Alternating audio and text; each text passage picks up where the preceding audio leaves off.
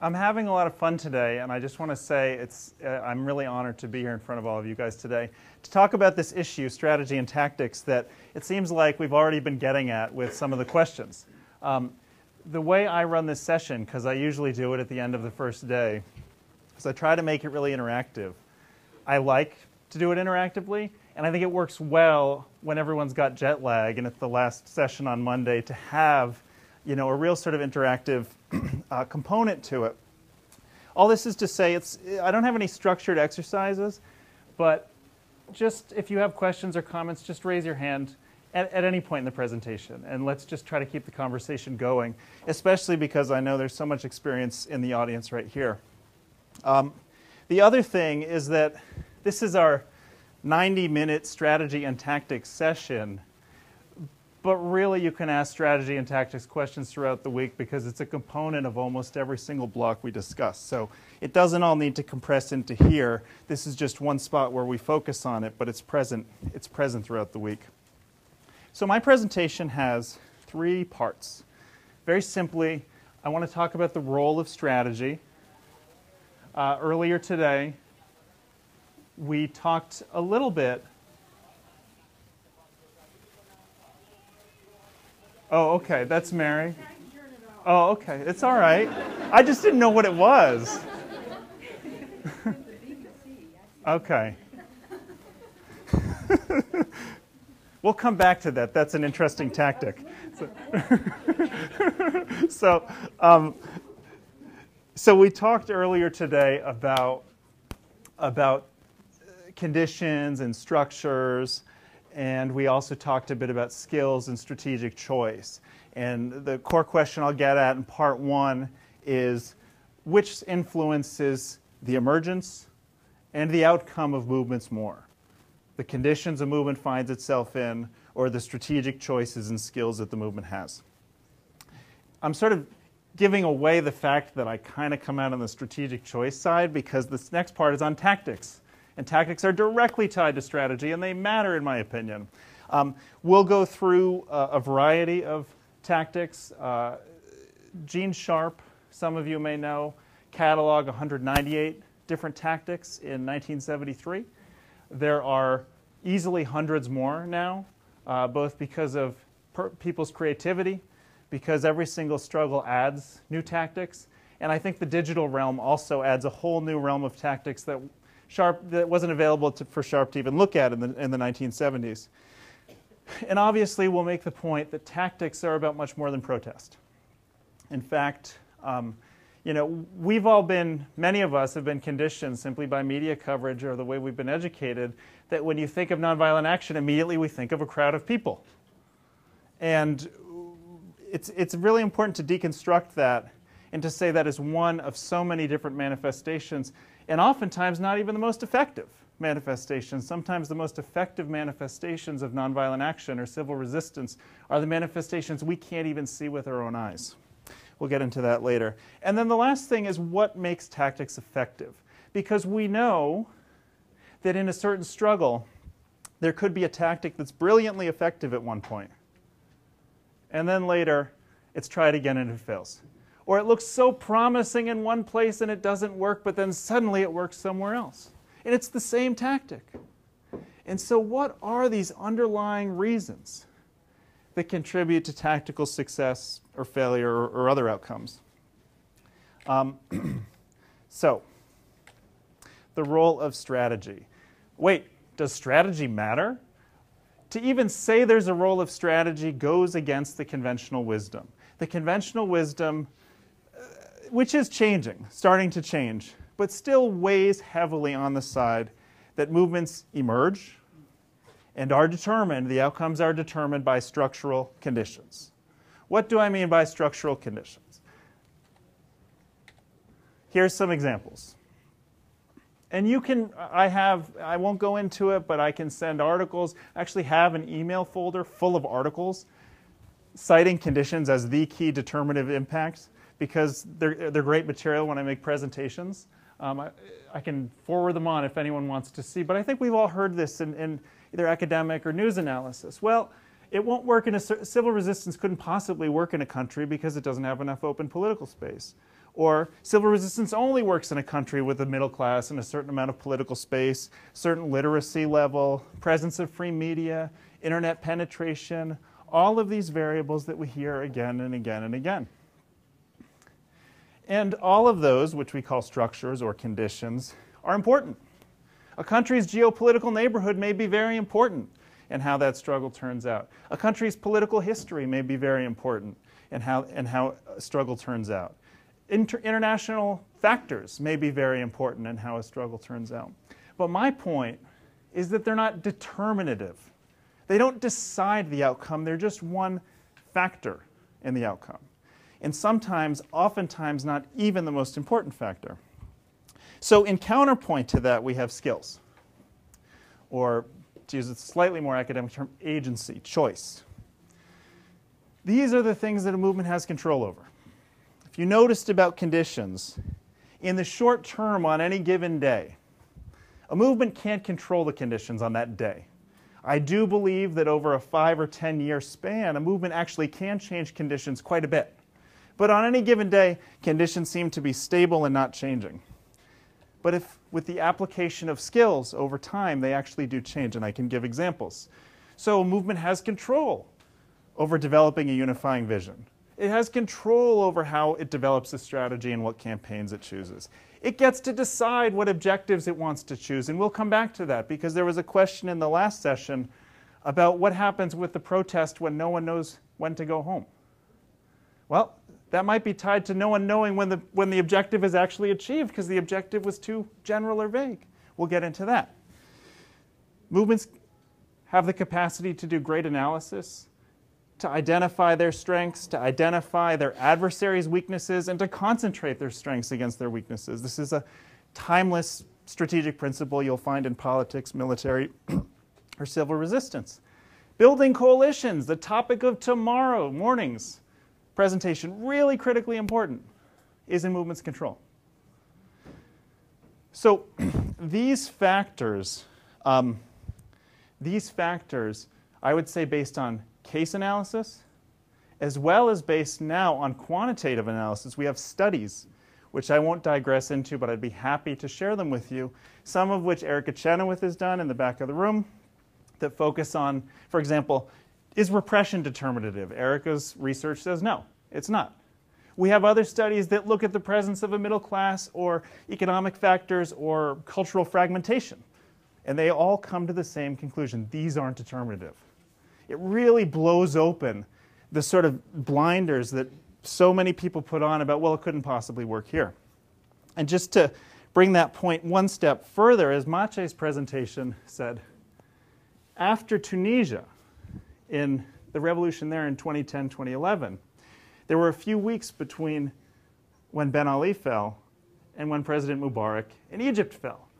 And during that time, there were articles written saying, well, civil resistance worked in Tunisia, but it couldn't possibly work in Egypt for the following reasons. And then we saw what happened there. So every time we see people put a marker and say, this is the limits of what civil resistance can do, they're asking to be disproven because civil resistance seems to keep pushing further. And that doesn't mean that we might not find a limit sometime. And it doesn't mean that civil resistance doesn't fail. Of course it does. But if you look in the 1980s, people would argue civil resistance couldn't possibly end a dictatorship. You would have a really hard time arguing that it could. And now the conventional wisdom is that it does. So the boundaries keep shifting. And I would say that that shift is due in part to people learning skills, getting experience, and knowing how to struggle better. So the way I see it, my colleagues see it, is that structural conditions matter, but they're not determinative, and that over time, strategies can transform or circumvent, go around, or overcome conditions. I'll give you an example. In Egypt, in 2005, you could, if you talk to someone, they might say, well, there's way too much fear in Egypt right now to possibly challenge Mubarak. People don't even like to talk about politics. And then in 2005, there was a movement or a campaign more. We'll get into actually tomorrow the difference between a movement and a campaign. There are precise definitions. And someone could have said, in 2005, kifaya started, which means enough in Arabic. And it was on the issue of presidential succession. Can Mubarak do in Egypt what the older Assad did with his son in Syria, install him into power? And this was a hot issue that they raised. And according to my readings, kifaya never got more than 10,000 people at any given demonstration. And according to their own metric of success, did they change officially the policy on presidential succession or not? They failed. They didn't actually change that. But what they did is they changed the conversation. Because by openly criticizing Mubarak so much, it started to lift that barrier of fear that people had. Suddenly, people were more free to talk because people had openly demonstrated that they could keep doing it. You had another campaign in 2005 called Shayfin and Egyptians Against Corruption, which actually successfully got the Mubarak regime, to recognize and ratify and start abiding by the UN Convention Against Corruption. This was a successful example of grassroots pressure. So suddenly people who said, well, it can't be done, that starts shifting a little bit. So you see how the conditions start shifting. In 2008, you have what was called the Facebook Revolution, or the April 6th movement. In April 6th, you had workers, textile workers in the city of Suez, who went on strike. There was an active labor movement in Egypt. And what was different about this is that urban activists, students, people who may not normally show solidarity with textile workers in Suez actually launched a Facebook group in support of those workers.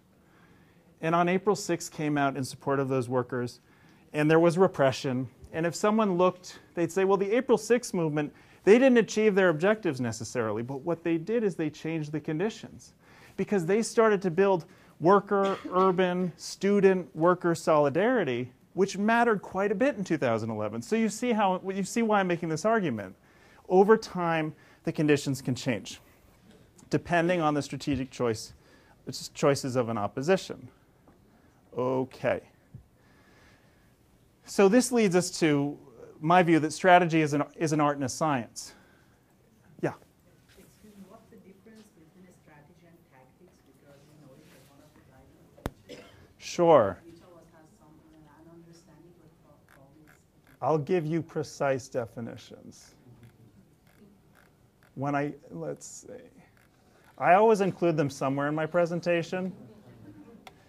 Well, there we go, because someone always asks. So here's a definition of strategy. And no, by the way, every single slide you just saw, I will not go through all those slides. So don't worry, I'll skip around. A strategy is basically a plan of action. It's a broad plan of action for how a movement will achieve its goals. It has to do with how resources are split up. We're going to put so many human resources or material resources here or there. It has to do with how time is allocated. And it's an overall concept of how a struggle will develop over time. And a tactic is just one action. Or, oh, excuse me, that's campaign. We're going to do that tomorrow. A limited plan of action based on a conception of how, in a restricted phase of a conflict, to use available means to achieve a limited objective. So tactics are part of a broader strategy. And for those visual learners, I have a visual to illustrate this in a couple slides that I think will do it better than these definitions. Okay. We're getting there. So strategy is a science and an art. The science of it is that there are principles that work everywhere. The science of it is the same as reading Sun Tzu's Art of War from 2500 BC, or the same as reading a book on political strategy or a book on military strategy. It's not that there's exactly the same principles necessarily, but everyone recognizes that whether you're playing sports, whether you're in politics or business, there are general principles that can be applied, right? And so that's the science of it. There are broad principles that we identify in movements that are present in successful movements again and again and again, and that are missing from failed movements. But there's also the art to it. And the art is the application. The art has to do with how do those principles interact with the particular circumstances in a particular time. So, you know, I'm a big basketball fan. My basketball team is the Boston Celtics. Every time they play a different team, they have a different game plan, applying the same broad principles, but depending on who the other team is. It's the same in any culture, in any society. The application requires, the art requires deep knowledge of that situation. This means that there's no formula. I couldn't possibly tell you how civil resistance would work in any other country, particularly. And it's funny because some of the attempts to discredit civil resistance are, they make it sound like it's a box that you bring somewhere with a set of plans and you roll them out and then people do it. This is actually one thing that authoritarian governments have tried to sort of portray, that it's this thing that just gets exported. But does an outsider really know what message is going to resonate in a given population? Could an outsider possibly really advise good tactical choices in a country they don't live in? I mean, I live in the United States. I don't even understand my own country. You put me in California, I don't know what to do. I'm from the Northeast. So that's, you know, that's my take anyway. What do you guys think? Any comments or questions or thoughts or pushback? Yeah. I think it is worth noting that during the Egyptian revolution that they had a number of people coming from Serbia who were apparently fairly instrumental advisors to the leaders of that revolution. Mm-hmm. So say that again, Martin? Yeah, say it again. I think it's worth noting that during the revolution in Egypt, a number of people came in from Serbia who had been quite instrumental in demonstrations against the Milosevic regime, and who turned out to be quite important advisors to the organizers of the demonstrations in Egypt. Please, jump in. Hardy's been talking about the April 6 Youth Movement. It was founded in 2008. April 6 referring to a labor action. It was a move of solidarity with labor unionists. By 2009, the April 6 Youth Movement sent someone to Belgrade who returned to Cairo with suitcases filled with books and materials. That was the start. Then there were online tutorials between the April 6 Youth Movement and the Otpor activists in Belgrade. Did you? I mean, well, no, I would simply say this. I think that there was information from Serbia is documented, as Mary said. How important it was, I think, is very open to interpretation, would be my point. In general, I think, again, general information about how nonviolent action, civil resistance works can be very empowering and useful to people, and it's not unlike the kind of stuff that we're talking about today. Yeah. Just complete the thought. Sure. It's what I mentioned last night. Lateral sharing of lessons between movements can be enormously potentiating and effectual. Not top down, but the lateral sharing between movements enormously. But I think part of why certain workshops or other particular elements get emphasized is because, in part, I mean, the media writes the first draft of history, and the media likes a cast of characters. And it's very easy to personify and tell a story that says, look, we found the link. We found this key thing. It was Serbs or it was someone else who came in and taught this crucial knowledge. Now, they may have had a critical role, and I'm not... Yeah. I was trying to say, what I was trying to say was that they were helpful, and that I'm not trying to say that the Egyptian revolution was orchestrated in Belgrade. Right. I was trying to say these guys came in and they helped him, and it was useful. That's all. Okay. We'll leave it at that. That's fine. Okay. Did you want to say something? Yeah. There's one important distinction to think about, which is the kind of information that's transferred. Again, this is not a comment about Egypt per se, but just in general. when you think about a tactic, you can almost write it up like a journalist would write. Where is it? Who participates? All the specific temporal circumstances of that moment. Tiananmen was a tactic. Then the question is, how do you link these tactics into a larger concept, and a larger set of goals, and with a concept about how to win?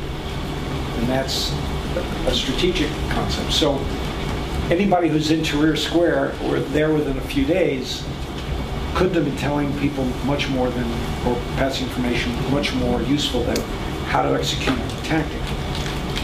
The years before, in general, and this would be the case in China as well, the years before, in terms of saying, okay, what tactics are available to you, and how would you link them together and craft them together, that's advice that has a more strategic context on it. Again, I'm not saying this to make a comment about the value of the advice they receive, just a distinction about the kind of advice that's rendered.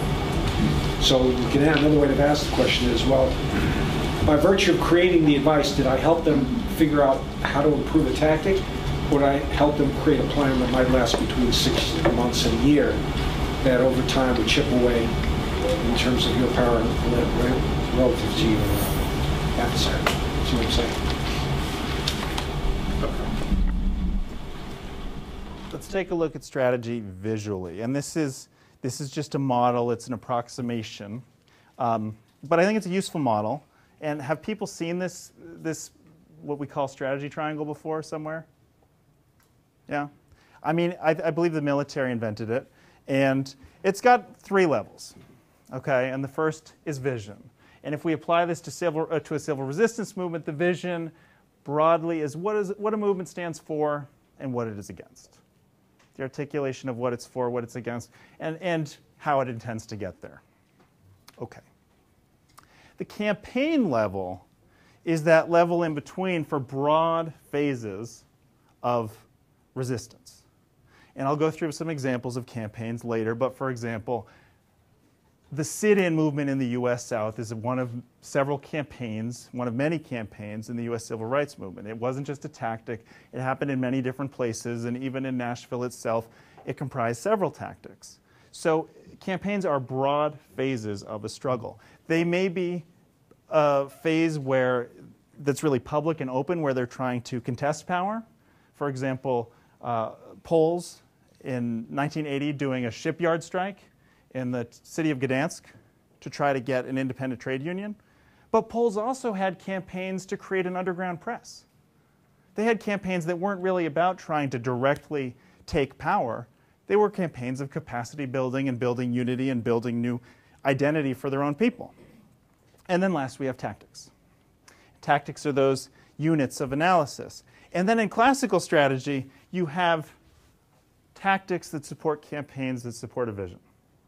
So at least theoretically, the way it's supposed to go is that efforts all reinforce each other because we don't have infinite resources, so you try to make your efforts as maximally impactful as possible by reinforcing each other. Okay.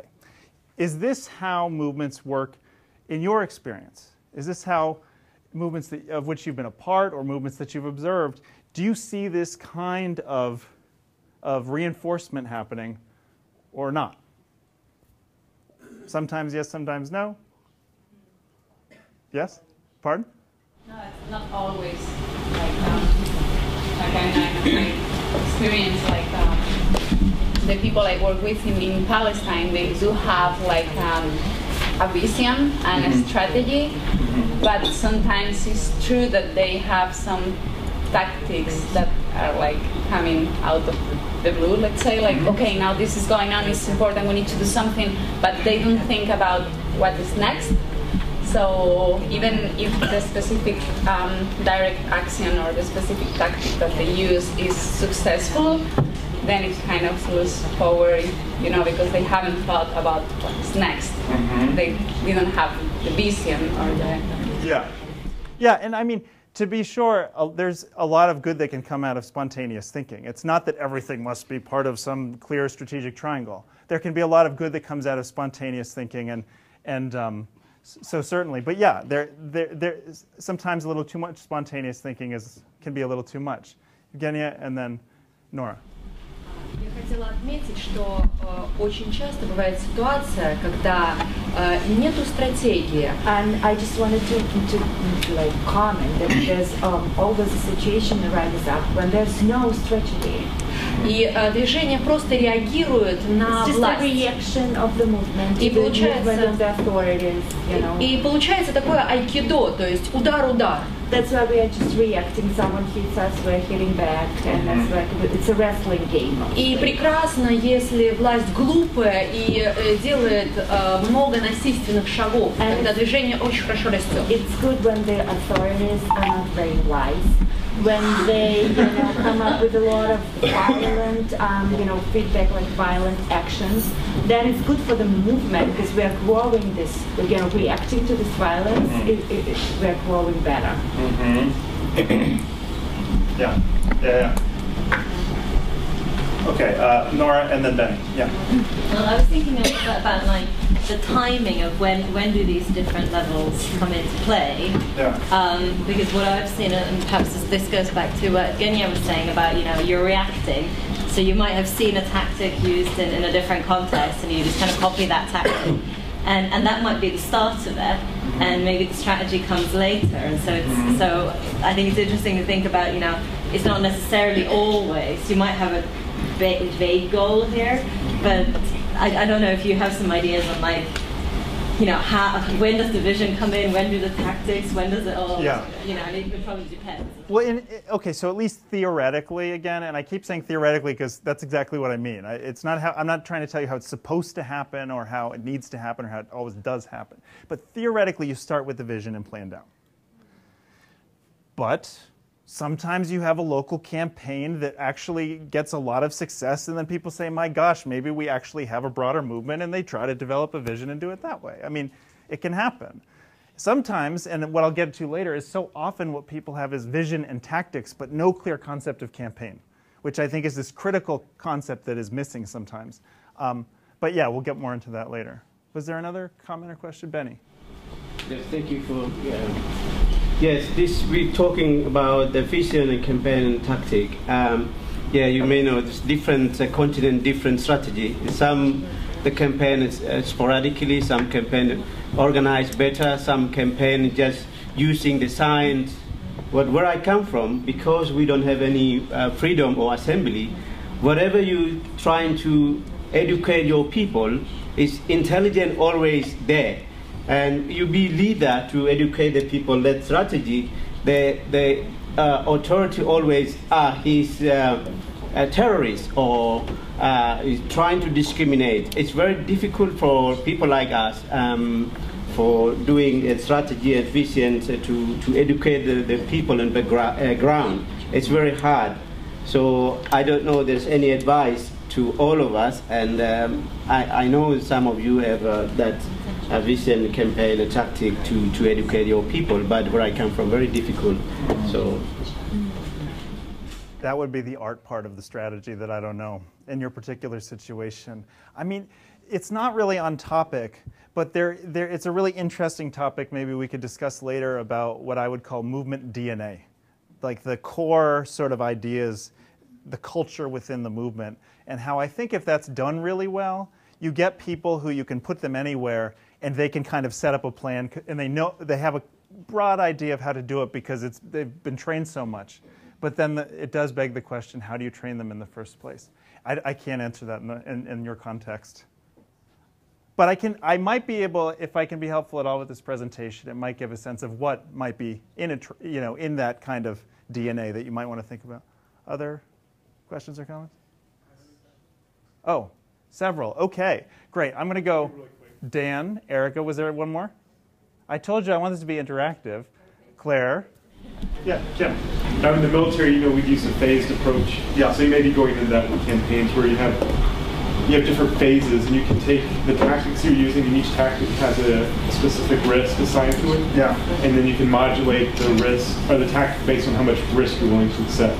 So the price of action, you can modulate it and then design your sequence in a way to create the desired effect or to shape the conditions. So that's just from my military background. I think it's very cross-applicable, and I think that is particularly the issue of risk. cost and risk of tactical choice is really key. And we're going to get into that when we talk about what makes a tactic successful, because what makes a tactic successful is often all the planning done before it even happens. Which focuses on Erica. Yeah, I just wanted to go back to this timing question, and one of these like really important kind of factual tidbits is that the average nonviolent campaign, at least in our data, takes between 2.5 and 3 years to run its course.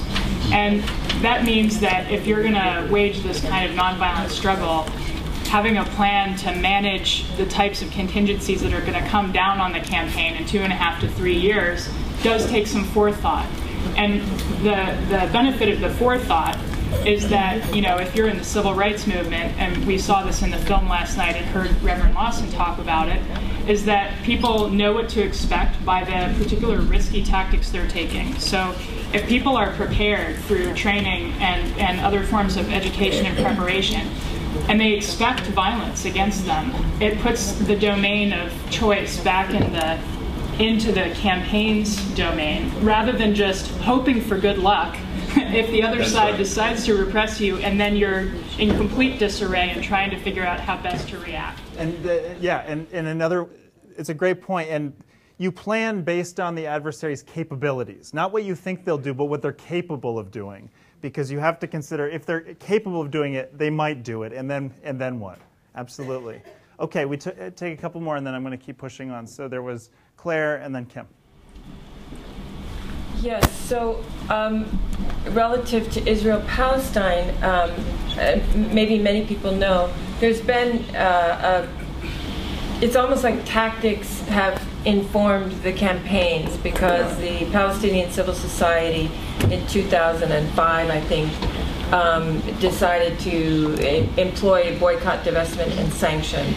And so that is kind of a broadly expressed tactic, but it has been used in different forms, like in Palestine and abroad. But so it's like tactics influenced various campaigns. In the U.S., there's some really specific product-focused efforts, like flash mobs against Sabra, Hamas, and they're more broad, like cultural divestment, and so it's a fascinating initiative. And I think coming out of Israel related to that, and I don't think they worked actually in conjunction with each other, is the feminist research organization whoprofits.org, and they have really raised the bar on what's possible with divestment just by identifying all of the different companies involved in what they call the occupation industry. But that's a model that I hope we can apply in the U.S. because of this level of research which you almost need in order for divestment to be very specific, very effective. You have to have people saying this company traces back to that, to this, to that. We're actually later on, I think I'll have time to get to it, gonna look at a tool that is sometimes used by activists called a tactical map that was invented by someone named Doug Johnson, which I think gets at directly that, is the issue of target evaluation. How do you evaluate where to push when you have so many different options and maybe only 1 or 2 out of 10 is a good idea? So, yeah, Kim, and then... I think I don't know, largely answered my question, but I guess for Mary Kay and Reverend Lawson, how aware were people of the campaign? It seems from the film that we saw last night, they're very aware of the tactics, and there's a vision, certainly for Nashville. But in terms of being in the South at that time, were people aware, and it was communicated, that there's this next level of, maybe not, I don't know if you call it a campaign, but right, I mean, I could see myself as a student, and I could see myself being in that church, but what's my awareness about what else is going on? And, and there's this vision, and I'm aware of that. Am I aware of the campaign level? And how is that communicated, if at all? That's a great question. I mean, I want to turn it over to Mary and Jim, but it doesn't feel fair to say, can you answer that in a few minutes? If you want to give it a shot, go for it right now. We can take it up with Jim. Yeah. I mean, yeah. It seems to me that in the South, between 55 and 70 maybe,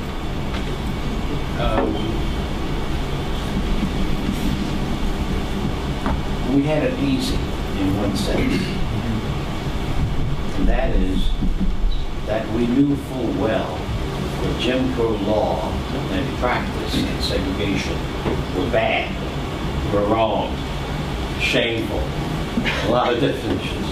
So that was a kind of passion that linked many of us, no matter what levels of sophistication there were in terms of violence, non-violence, tactics, strategies, and whatnot. For the movement, the whole notion of a non-violent struggle was new. America is a violent culture. It had very little inkling of a non-violent struggle. Gandhi and Nehru were names that we covered up in the Cold War. So that possibility of study was fairly limited.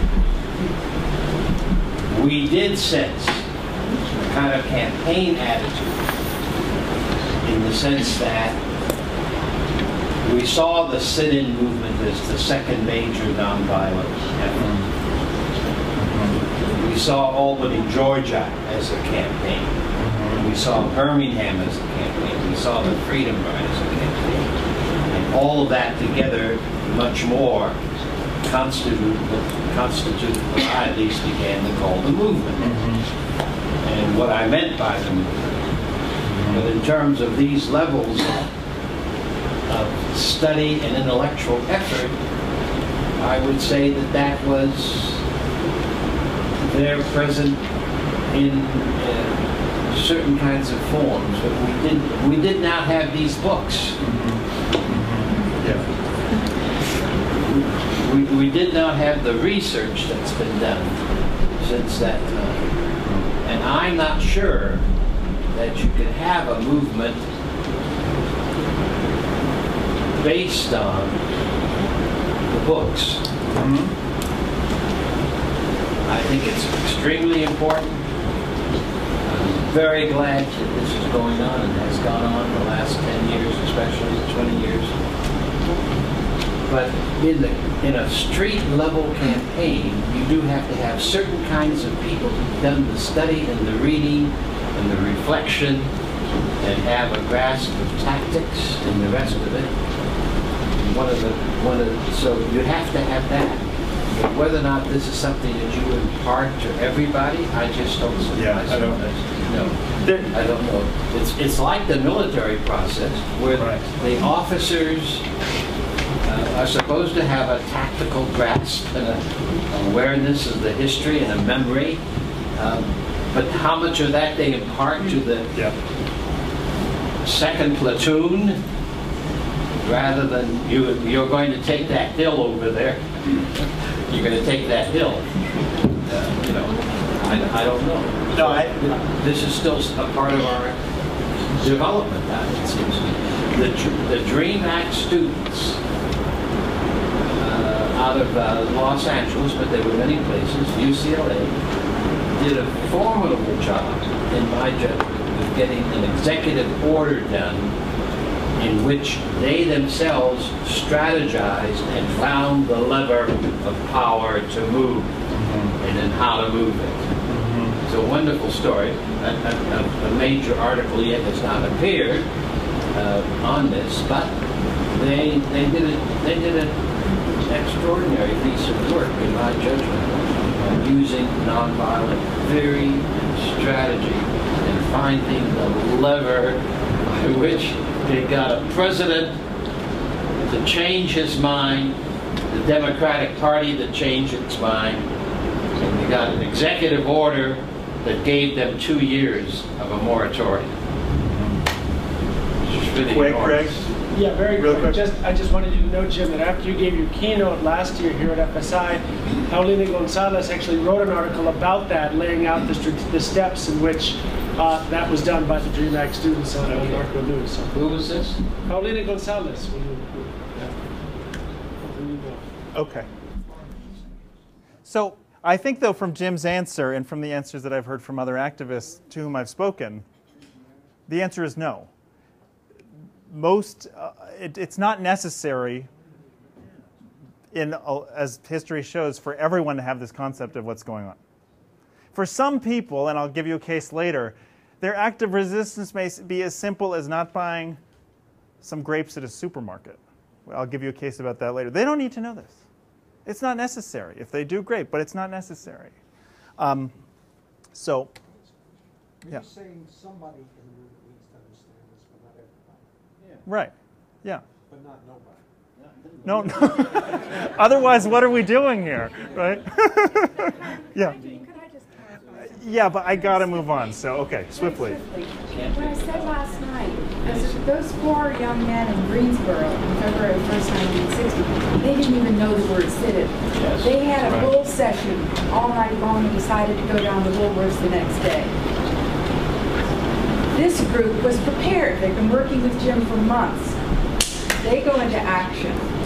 By April, you have the Student Nonviolent Coordinating Group coordinate what was then prairie fire of sit-ins across the South. That's what gave it a regional identity and made it movement rather than a single city action in Montgomery or a single city action there. So the sit-ins actually gave that sense, conveyed that sense that there was something happening all over, that there were campaigns in every college town. And then with the Freedom Rides, so I would say yes, not no. Okay. Very well-informed, intelligent people can have different opinions about this. It just keeps going, doesn't it? Okay, Jenny. I mean, how can I say that to Jenny Williams? Jenny, please. No, I'd be writing placards if you do. Yeah, I think this is where I was trying to look at this vision, campaigns, tactics.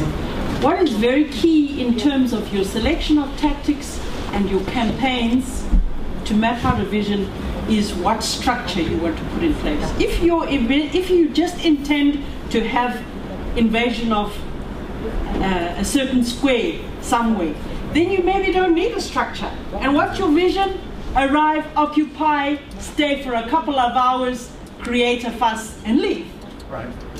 But if you want to have a more long-term vision, you need short, medium term, and then you will need a structure.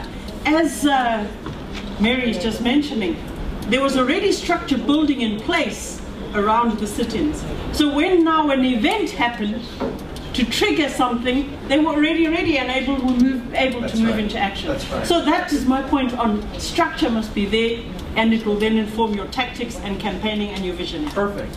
I agree completely. And I was talking to someone earlier, and they said, well, what do you think about trigger events? Is a trigger event necessary? And my question was, well, what is a trigger event? What makes a trigger event a trigger event? Because societies that are misruled have no shortage of exhibits of incompetence and disgusting abuses of human rights. But part of what can create a trigger is because people understand this and have done the groundwork and can actually capitalize on that event. Whatever that latest episode of incompetence is, suddenly they're much more ready for it and they can turn it into a trigger event. Non-violently, of course. So, to answer Peter's question, if no one has this concept, you might get people who are going in all different directions, and the movement or campaign has no momentum in any one direction because everyone's got their own idea of what's going on. This applies to tactics. It also applies to message. How many protests have we seen in which there are 10 different signs saying 10 different things and 10 different ideas of what people are doing there? This is my, very basic PowerPoint representation of that in the abstract, right? Because I don't know even if I'm the authorities, I don't know who to negotiate with. I don't know what I'm saying no to, what to say yes to, what. So message or tactics. And then there is this timeless quote which comes out at every FSI. It hasn't been said yet, so I'll say it. Tactics without strategy is the noise before defeat. Brilliant tactics without a clear strategy to reinforce them still often result in footnotes in history or interesting chapters in books, but rarely great successes for movements. Okay, So, campaigns. Actually, I'll give you a definition for a campaign. This is taken from Erica's work. Campaign's that middle level of the triangle. How do a movement select a campaign? How does a movement know where to push? How does a movement say, I think it's a good bet to put a fair amount of our energy here, or there? What do they have to think about? We've already talked about some of it today. Huh? Risk. Assess risk? Evgenia. Просто интуиция лидера. Very often it's just the sensitivity of the leader, and he's sort of, intuitive to what to do. Mm-hmm. Okay. Yeah. What else? That's achievable. What's achievable? Great. And how do you know what's achievable? You assess the situation and the study of whether the resources that you have, you take all these into consideration and then apply this into the situation and see if it's achievable. Human resources, material resources, and time. And legitimacy. How much does the movement have? How much does the adversary have? What's the political environment? This is going back to Sun Tzu. Know yourself, know your adversary. And then we'll add the third, know the environment, and you will know the outcome. Right? Great. What else? Anything? Espen and then Anna. Identifying weak points of your opponent? Yes. Finding weaknesses. Exactly. Yeah. You have to listen, right? I mean, I hope you'll all get a chance to talk to Jim, I hope, over lunch, but one of my favorite things to ask Jim about has been the process of arriving in Nashville and trying to discern what the campaign is. Is it something related to schools? Is it something related to public health? Is it something related to the lunch counters and shopping downtown? What is it? And that process of investigation, which, as Jim said in the film yesterday, is that first Gandhian step of investigation, is seeing what the community knows and where their energy is and what it is that they want to do. Critical. Critical. No, but it's also just interrogating what's winnable about that issue. Yes. Because what for them was winnable is let's get those lunch counters accessible. Yes. But if they'd have taken on the bigger issue, which could have been informed in that bigger vision, they may not have had the victory. Yes, exactly. Jim. Lunch counters in restaurants were a tactic towards a larger goal. Mm-hmm. Even though it's been called the sit-in campaign, the sit-in movement, it was within the context of the desegregation of public life in Nashville. It's very important to understand. Mm-hmm. Lack of access was not just in the restaurant or on the lunch counter where you could buy anything you wanted to in any other department of the store, but you could not sit down and have a cup of coffee in that same store where you have bought basic supplies that you need. So there was a larger determination, desegregating. We were talking about desegregating. We wanted the War Memorial Auditorium to get rid of the signs, colored, white, so forth, so on, across the board. We wanted the bus stations and the Union Station and the airport. We wanted those signs in department stores to disappear. We wanted the courtesy level downtown to change so that black people were treated with dignity and not treated with hostility. This was a terrible part of the segregation's effort.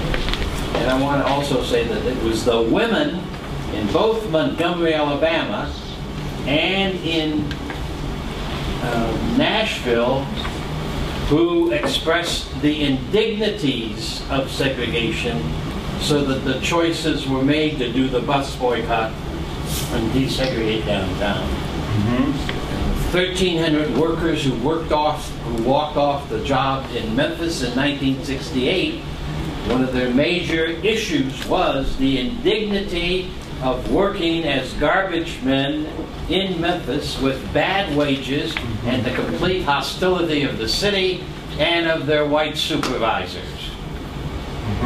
So that's an important part of this of every struggle. Jim, Yeah. black women couldn't try on clothing in a department store. That's right. They couldn't try on clothing and hats, but they could try on clothing at Kane Sloan department store for their children. They had to buy without trying it on their children. So it's a devastating insult, and a lot of people don't understand this. What I think to be this American shame that we began to get rid of. We began to get rid of it, but it was a very shameful thing. I met a wonderful woman in Longmont, California, Denise Gomez. I've known her for several years. She runs a daycare center in Longmont, and we got to visiting at some length here recently. Her family comes out of New Mexico, and also her family has been here for 300 years, 400 years. When she was a little girl, they moved to Longmont. This is a Mexican-American family. And she remembers how at the J.C. Penney store, there was a sign outside on the front of the door, front of the store, that said, "White trade only." We want only white customers. And when she needed a pair of shoes, she remembers clearly as a child, and her mother took her to J.C. Penney to buy the shoes. They went to the loading dock, and the shoes were brought out on the loading dock to them. They could not go inside the store. That's what we haven't understood at all, the depth of the complications of indignity heaped upon people, which is a part of what oppression does. And I'm not sure a movement selects the campaign. Right. Well, I mean, it's a model, and it's certainly not the only model, and it's supposed to be one representation of how things go, but not always the representation of how things go. In Polish solidarity, the struggle of the 70s confirmed what they wanted to do. But it was a relatively small group that said, we're going to do this with nonviolent conflict. We're going to do this with nonviolent conflict. A relatively small group said that we're going to try again. In the national scene, it was a relatively small group, and we didn't ask permission from anyone. Right. Well, if it was all decided by the movement, then who is the movement? And I mean, we know that effective movements are rooted in local campaigns so often. So it's not some centralized decision maker cherry-picking campaigns this or that way necessarily. Right. That very often it's a relatively small group that can come together and assess their situation and determine we can do something about it and begin to plan and scheme what that is. And so thus a campaign gets launched. Informed. Right. And then sometimes I agree. It's only the historians who later come along and say, oh, see, here's what happened, and they make it all neat. Right. I agree. So we have examples we've just discussed. I want to take the Nashville lunch counter sit-in, though, and just make 2 points about the strategic impact as I see it. If you have, here's a beginning situation. Here are people who are willing to act to change a status quo.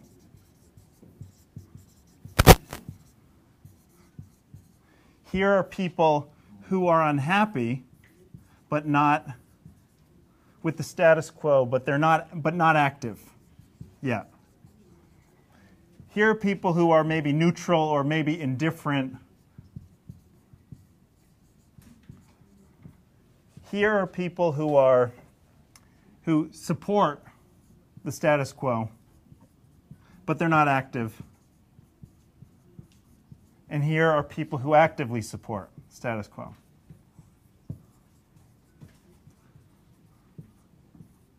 Okay, so in the beginning,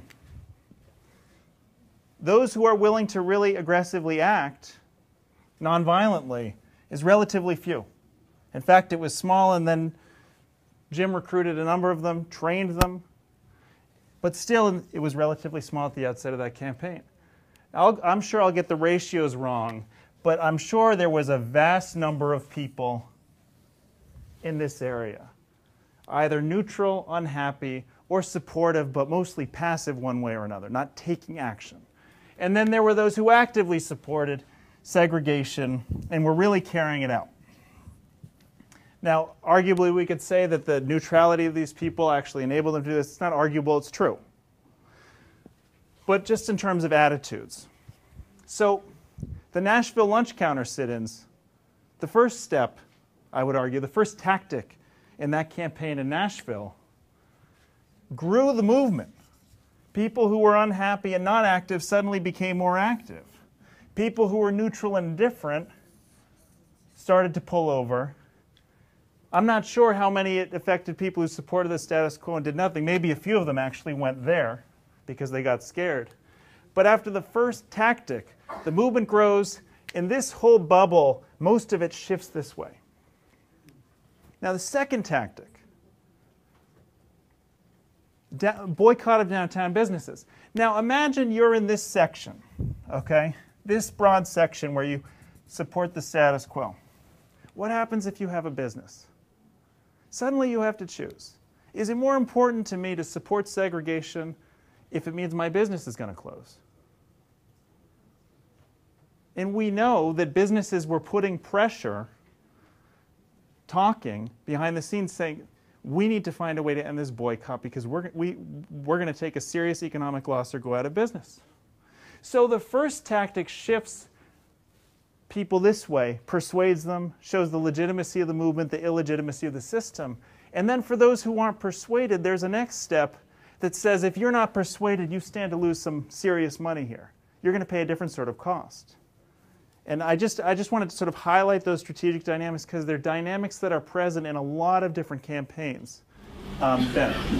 Just one experience that I think reinforces this point. A friend who came from an activist community was running for Congress in Virginia. And his instinct was to go and argue with the active supporters. They're doing the most harm. Like, I can convert them. He's passionate about it.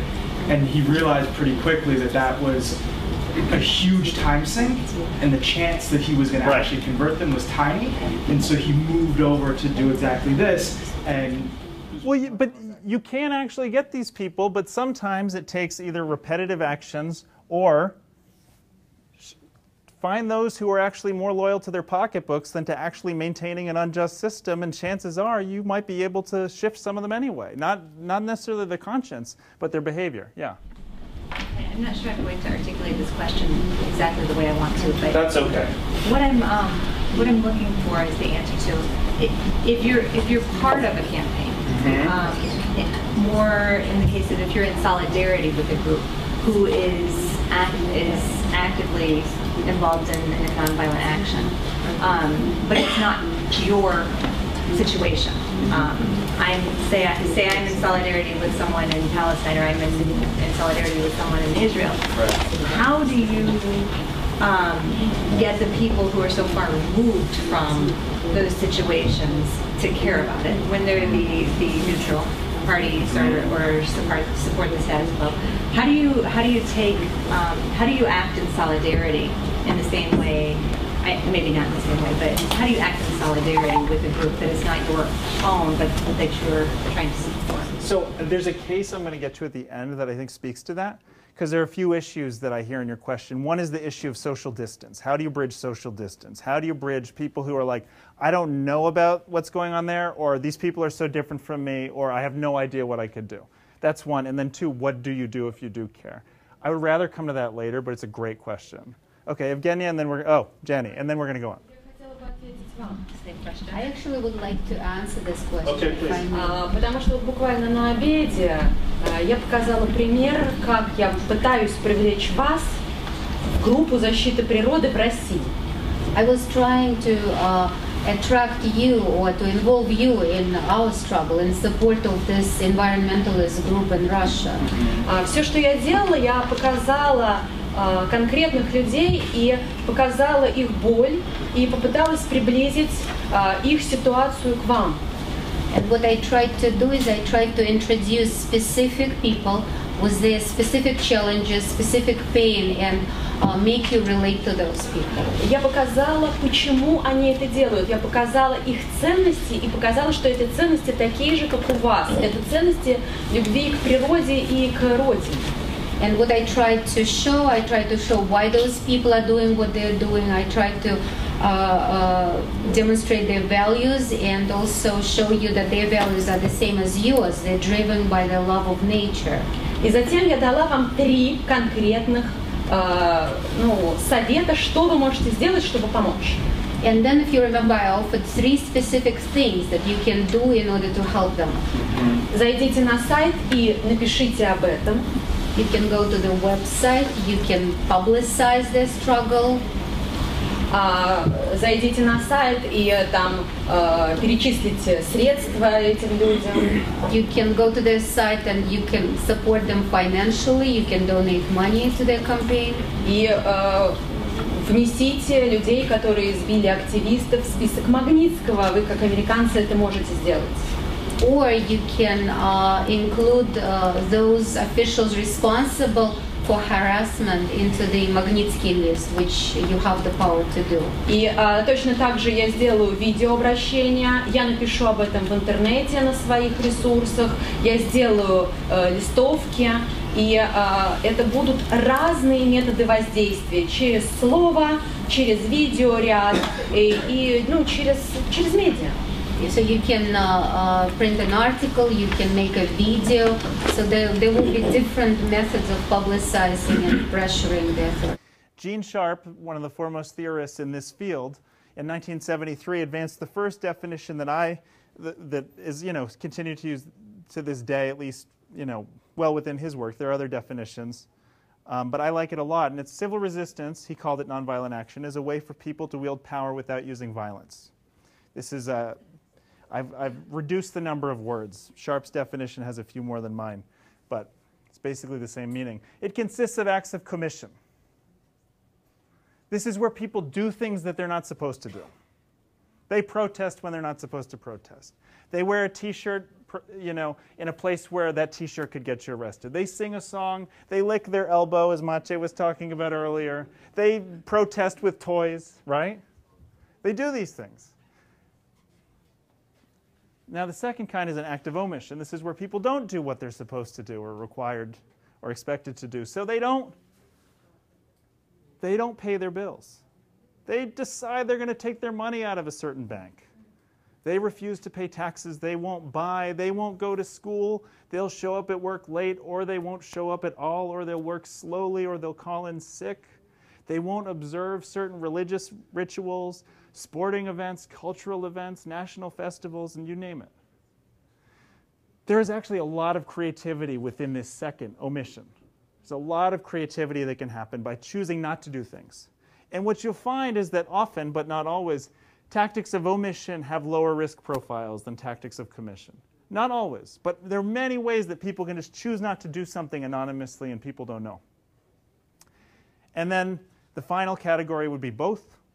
And this, I'll give you an example. If I was going to start a school, an alternative school, take my children out of the state school, put them into an alternative school, and then try to recruit all the neighborhood children to go to Hardy's School of Civil Resistance, right? That would be both, right? Now, just one point I'd like to make. This is Gene Sharp's definition. This is the book in which he first advanced it. And I think what Gene was hitting on was something that is deep inside all of us. If you were to ask me, where did nonviolent action come from? Where did civil resistance come from? Who invented it? Well, I know people who have looked all the way back in Roman times and found examples of farmers petitioning the emperor and so forth, and that was a long time ago. But I think it's further than that. I don't think that this is culturally specific. I don't think anyone invented it. And I know this because I'm a parent. And with 2 children, children understand this, right? They understand this. It's something actually that we seem to forget as adults. But children are very aware of how to get leverage, how to negotiate, what they want to do and what they don't want to do. Okay. And there are two sort of key characteristics I want to hit on here that come out of this definition. The first is that civil resistance, by this definition, is extra-institutional. It's outside of normal institutional means of making change. You're doing what you're not supposed to do, or you're not doing what you're supposed to do. So voting, even in a society in which most people vote, but voting is still what we would call institutional change. Though I suppose you could try to find a context in which you could really say, no, it's civil resistance. In general, it's institutional change. In general, lawsuits in the legal system are institutional change. But that's an academic distinction. For the purposes of movements, a lot of time movements use both. Institutional change and civil resistance. And a lot of times it's because institutional measures have failed and civil resistance is used as a way to strengthen them again. So it's rare to find a struggle that relies only on civil resistance all the time. If it does, it sometimes has a very hard time, if it wants legislation passed, actually getting that law passed because its entire strategy is outside of institutions. The other point that comes out of this definition is a point we've made earlier today about power. This is about withdrawing obedience, withdrawing consent one way or another. The core idea here is that if people don't obey, rulers can't rule. If all of you start clapping your hands, you can make me look silly for staying up here. You can all walk out of the class. I don't have any power.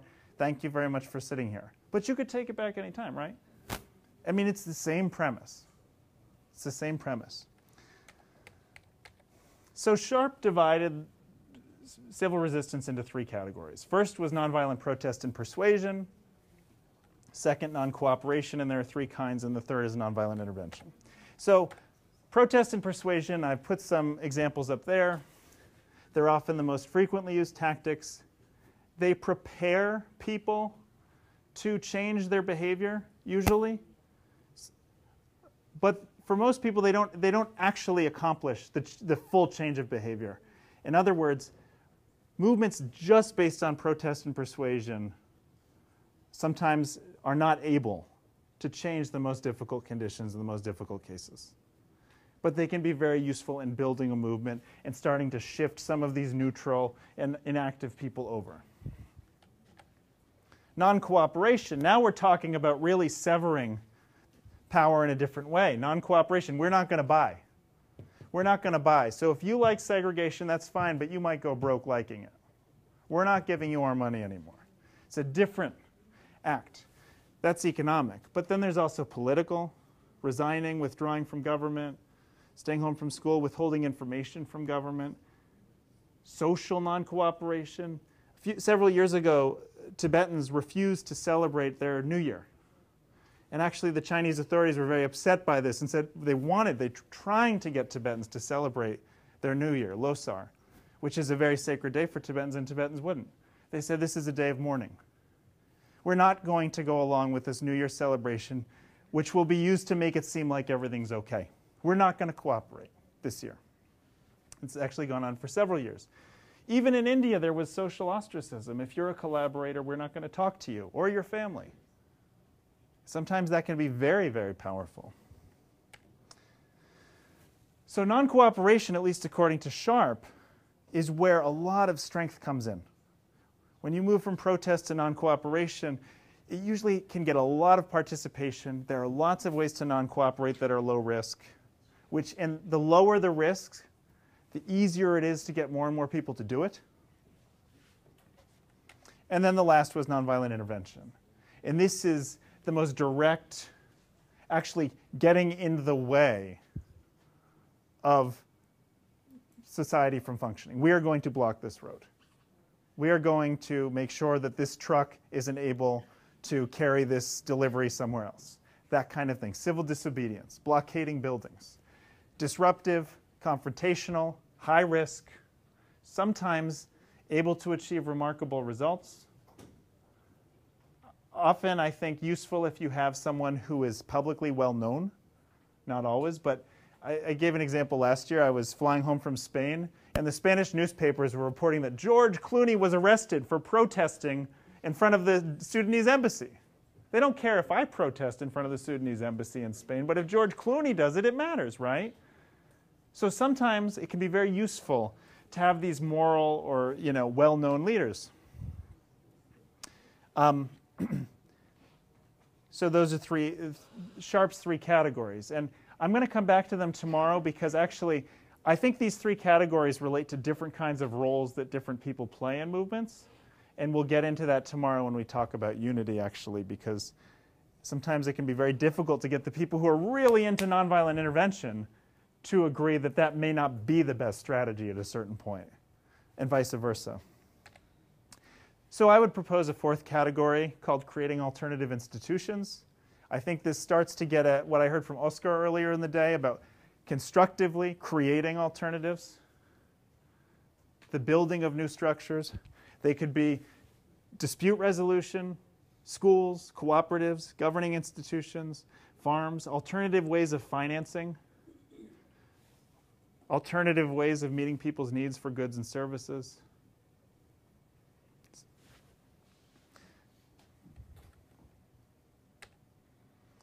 Okay, and we'll keep moving on. Okay, what makes tactics effective? People still have another 15 minutes. Can you handle it? Is that okay? I know you all are jet lagged. Yeah. Я вспомнила интересную вещь про альтернативные институты.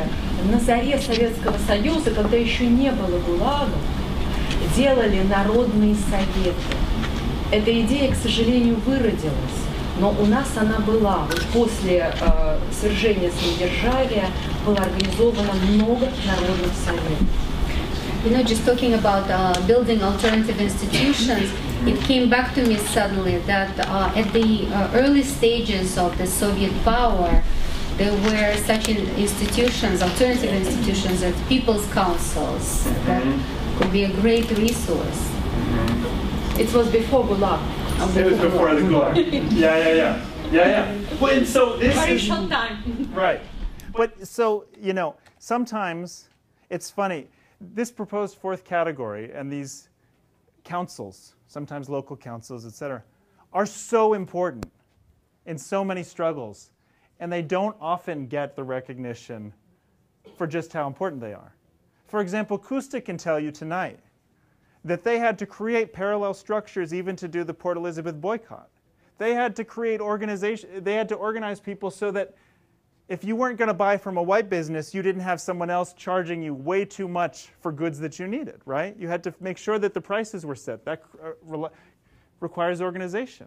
The Montgomery bus boycott, they organized an alternative institution to do alternative busing. So it's very important. It's sort of the unwritten about part of tactics that can sometimes make the difference between success and failure. And it is certainly part of building movement capacity to do this. Okay. Есть еще важная тактика, о которой вы не сказали, но мы ее использовали дважды и очень эффективно. Это участие в местных выборах. Это момент, когда вы получаете силу голоса, и медиа вынуждены давать вам голос.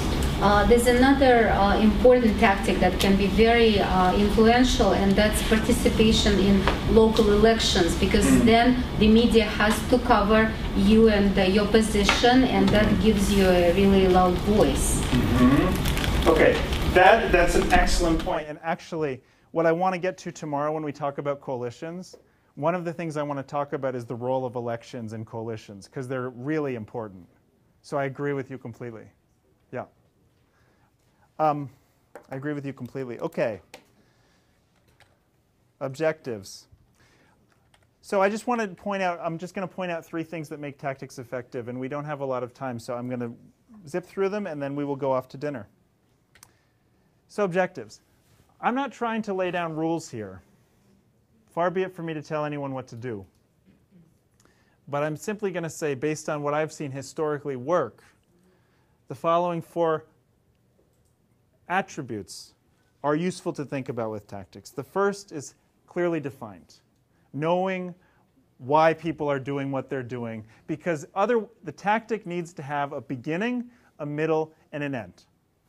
Otherwise, you run into this issue of people staying on the square too long if you're doing a protest or occupation that has been discussed. That has actually happened in so many cases, from Tiananmen Square to what we're hearing about Taksim Square to Occupy. Clear objectives allow people to see the beginning, middle, and end. So this is the difference between saying we want to end all corruption and we want to hold this particular person accountable, or we want to pass this particular law. We want broad human rights, or we need to really release this political prisoner. Keep in mind, there is room, obviously, in this strategic triangle for the big ideas, the vision, the big concept about corruption, the big concept about human rights, environment, and so forth. But at the tactical level, it has to get very specific. Achievable, we talked about that. You could have the best idea, and if it's beyond your capacity to achieve it, categorically it will fail. And sometimes it's really sad when it happens that a great idea happens. If people had more capacity, they could achieve it. They don't quite have the capacity, it fails, and then it discredits the entire idea. You know, you could have a great idea, but if you do that boycott when you're not quite ready, or that strike, suddenly the whole idea of a strike in the future gets discredited. Attracting widespread support.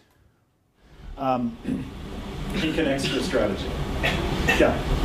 Those of us in the NGO world, we know our SMART objectives and our log frames and so on. But one thing that I would like to see as well is how do you measure success?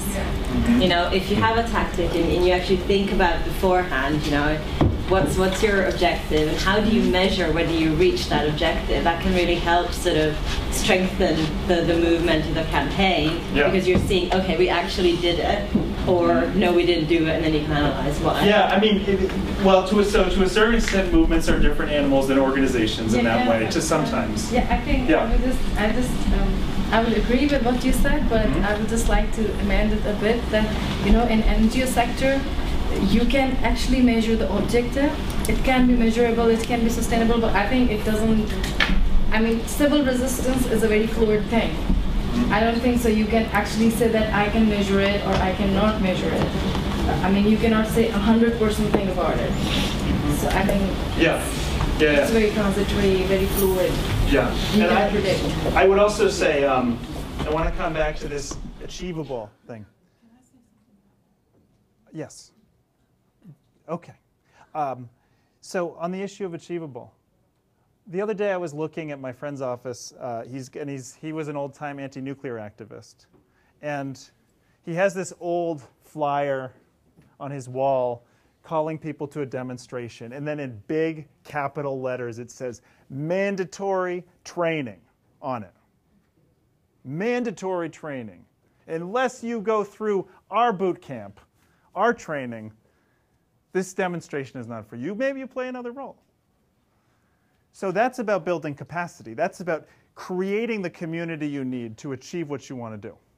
And when we talk about this loss of discipline at public actions, how many actions were public where training was mandatory and there was still control lost? I'm sure it still happens sometimes. I know we hear about police planting people and provocateurs, but mandatory training is one clear thing, and we saw it very clearly in the film last night, that can make a huge difference and help build that achievability. Mary. Yeah, what I wanted to share with you about this point about achievable is that Gandhi thought it was a real mistake to pick huge abstract goals like independence. Right. He thought you should pick something that was concrete and definable on which the opponent could yield, because that would give everybody the strength, the psychic energy. He didn't use the term psychic energy, that's my term, but to go on to all of those others. Great point, great point. Yeah, and I mean, again, for those of you who are familiar with the Salt March, I mean, the SALT affected all Indians.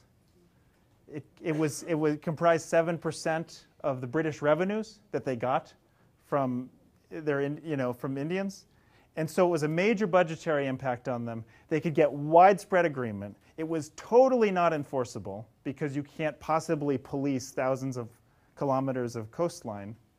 And what's funny is to talk about that really concrete, clear issue that meant so much to people and hit the poorest the hardest, that actually when he first proposed it, he got a lot of opposition saying, salt, that's it?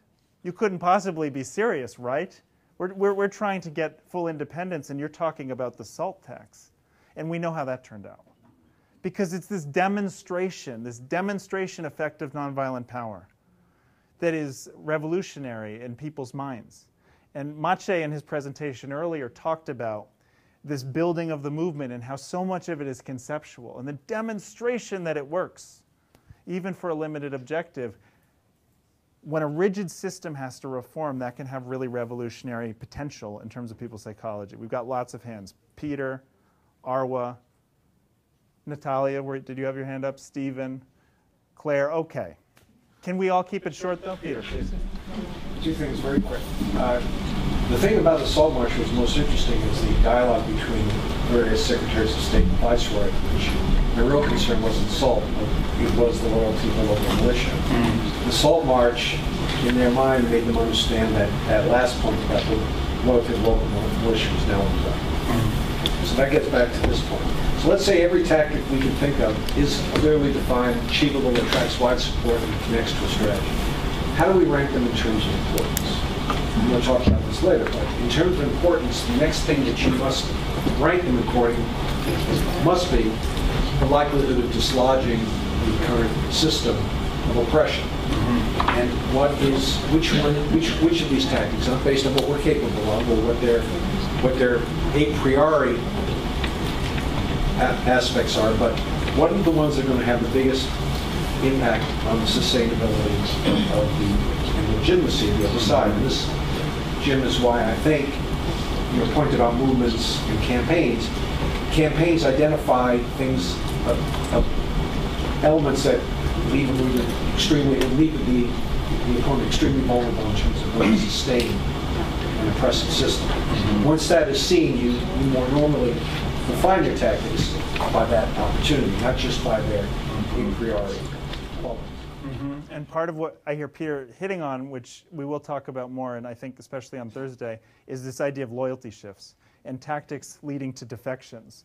And and how that really drives up the cost and the impact that they have. I forget the order I had, so who was next? Me. Arwa. Yeah.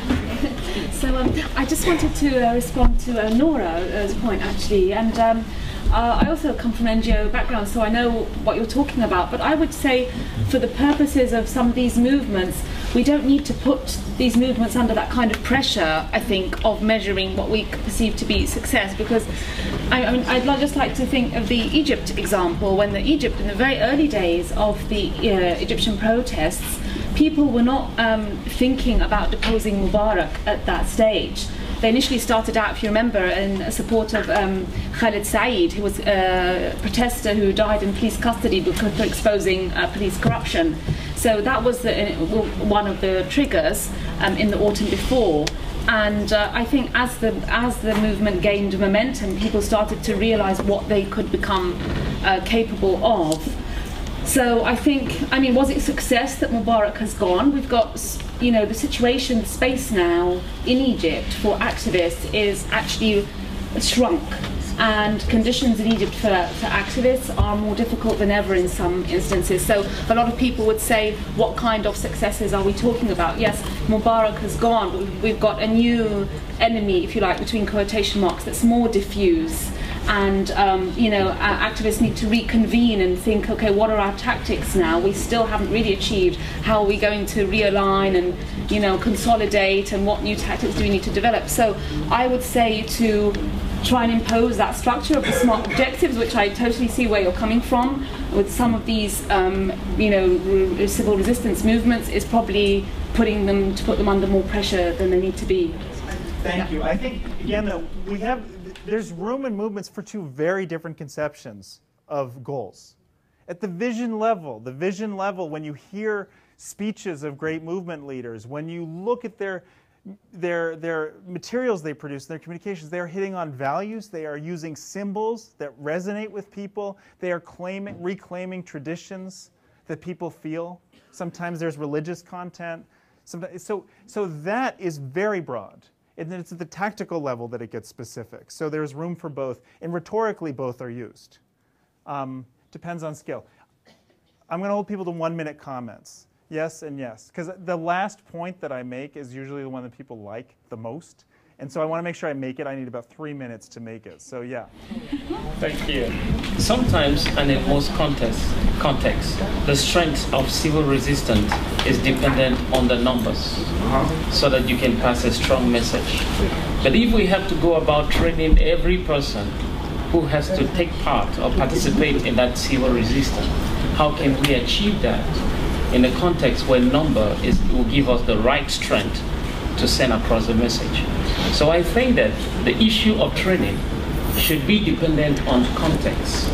It can be stretched thinly across the board because it might not be that effective. It might be counterproductive in certain areas. Well, just a quick comment on that.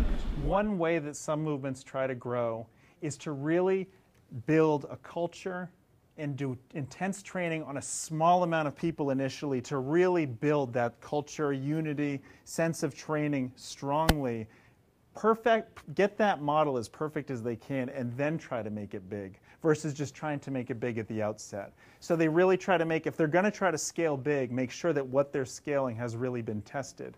In the movement culture, the way that people act, the sense of identity that they have in the movement is as important, if not more so, than training.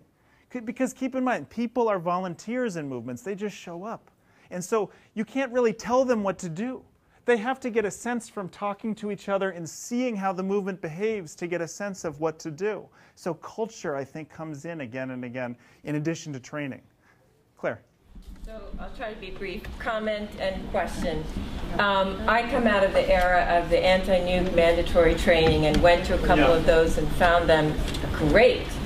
And looking at the Occupy movement, you know, as something, not quite a gray hair, but older woman, and hearing from those activists that no, that model is not what we're about, and we're embracing something from Latin America and how we organize ourselves in protest situations. So I hope that's an interesting conversation. I'd like to hear more about that with people sometime during the week. But don't you think that tactics are often chosen by, a little bit less deliberately, they're chosen in reaction? So if you can look at the opposition to the XL pipeline, to take a U.S. campaign. So that's a pretty specific campaign. Right. And McKibben, 350.org, all eyes on the White House. 1,000 people to protest at the White House to call attention to the pipeline coming through. The State Department report came out. The president didn't wake up and say, "Oh, we're not doing the pipeline." That. So then different tactics were chosen, and I'm seeing, at the American level, a lot more local response that's disparate, but maybe in some way effective. In my own community in Worcester, the 350 Mass, which is a local manifestation. So now what they're trying to do is to get our city to divest its retirement fund from fossil fuel. Right. So you've kind of really, gotten very, very local. Another area is trying to block actual construction of the pipeline, where it comes through. So don't tactics become sometimes in reaction to what didn't work, so you're adjusting. And second question is, I really have to move on, so tactic towards political power, but tactics towards money. That is the big player in the American scene. You've set me up perfectly for my next slide, which is the slide I wanted to close on. So thank you, because what you're saying about tactics, one is they need to be sequenced. There's more than, it's not just about one tactic here in 350. If you're going to use the Keystone Pipeline, it's several. Two is they oftentimes have to be innovative. Doing the same tactic again and again and again sometimes leads to decreasing results. And three is this issue of where do you even push? How do you select a target? And so I think I can bridge all of those in the next slide. Though I do want to say one thing before I go into that. Message. Every tactic has a message. Anyone looking at a tactic, if it's visual, will wonder, why are these people there and what do they want?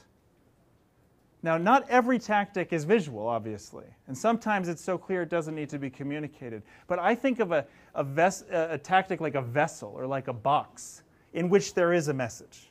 And so focusing so much on the tactic and not the message that people get from the tactic is to miss a major part of the tactic's effectiveness. And keep in mind, tactic might have a short life. It might only happen for a day. It's the memory of it that lives on. And so thinking about how you want it to be interpreted and continuing to fight to have it interpreted in a way that's favorable can be very important. Okay, final slide is this issue of tactical innovation. And I told you I was going to tell you about tactical mapping. And so if we have a corporation here, and because that's the case that it relates to, I was talking about the United Farm Workers earlier. These were migrant laborers in Southern California. And they were trying to unionize at a time when a lot of the other workers in the United States were already unionized. And so here I have in the middle this bubble called corporation. In this case, it would be a farm. It's a for-profit entity. And they map out the different relationships to that farm. So there are, these farms grew grapes, and there are consumers, people who buy the grapes. There are workers at the farms. There's the management of the farms. There are people who finance the farms. There's the transportation workers that bring the grapes, you know, to the docks and ship them overseas or ship them to food distribution centers. There's the stores that sell the grapes. And there are lots of different relationships that this target that they wanted to impact has. It needs all of these relationships to function well if it's going to work. And you can apply this to anything. You can apply this to a government. You can even apply it to an individual.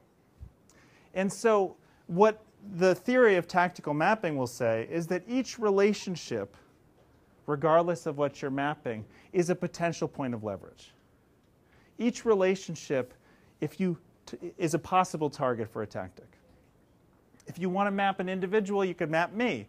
And I've got a family, and I've got I've got colleagues, and I've got, friends, and I've got, if you want to really bug me, start telling them horrible things about me, and it'll come back to me, and it'll really be terrible, right? So it doesn't really matter the scale. And so I want to tell you what the United Farm Workers did. The first thing they did is they went on strike, and they tried to stop working. And it's a great case. I can't go into detail, but the short version is that that wasn't enough. The short version was that even though they only struck at 49 farms and they told the workers who were too poor to miss a day of work, they said just work at other farms, but don't work at these 49. Even still, they were able to bring in lots of strike breakers, and actually in 1965 the farmers had a record crop of grapes that year. And so the farm workers were very depressed in the fall of 1965, and they sent people to the docks in San Francisco and Oakland, California. And they told the unions there, because the people who work on the shipping docks were unionized. And they said, we want to become a union. You are a union. Show some solidarity and just don't ship these grapes for a few days. Grapes don't do very well if you leave them out in the sun. There were 1 million pounds of grapes sitting on the docks in Oakland going bad in the sun for a few days because the union wouldn't ship them. So they sort of got their revenge in the summer of 1965, but it still wasn't enough. After a while, they expanded to a consumer boycott. They were very strategic. They had to pick their target. So what they did is, instead of saying we're going to boycott all grapes that are used for wine, they chose 2 companies. One was called Schenley and one was called DiGiorgio. And these 2 companies, they picked them for a few reasons. The first reason is because these were big companies with major brand recognition. Okay, so everyone knew them. The second reason is because these companies only made very little profit off of their grape vineyard operations. So they made tons of money from everything else, but maybe only 1% of their revenue or profit from actually growing grapes for wine. And so they thought, and the third reason was other sort of companies or subsidiaries within these big companies had unions. So they knew they could get solidarity and pressure from other branches. So here they go, they say, there's this great big brand, they don't have much invested in their grape operations, and we're going to damage their reputation and get people to boycott them. And you know what? It worked. It worked really, really well. There was, a lot of back and forth. Actually, the companies had Ronald Reagan, the governor of California, as an ally, and he said terrible things about the farm workers. They also had Richard Nixon as an ally, who increased grape shipments to Vietnam as a way of trying to support. I'm not kidding. During the Vietnam War, there was like 4 or 5 pounds per soldier of grapes shipped as directly in reaction to this. But the consumer boycott worked pretty well. After they were able to unionize those two, they decided they were going to go after something bigger than just wine vineyards. They decided they were going to go after table grapes, the grapes that we eat straight. This is a much bigger industry. And they had a real problem there because the table grape growers, the minute they'd say boycott this brand, they just switch the brand and switch the brand and switch the brand. And they actually, all the table grape growers got together and kept switching logos and labels so much that no one could figure out what to boycott. So then they said, we're going to do a nationwide boycott of all grapes everywhere in the United States. Very difficult to do. They boycotted stores called secondary boycotts that sold grapes that were non-union.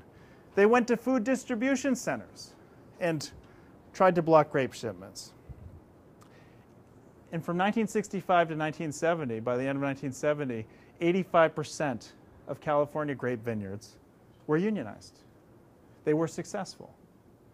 And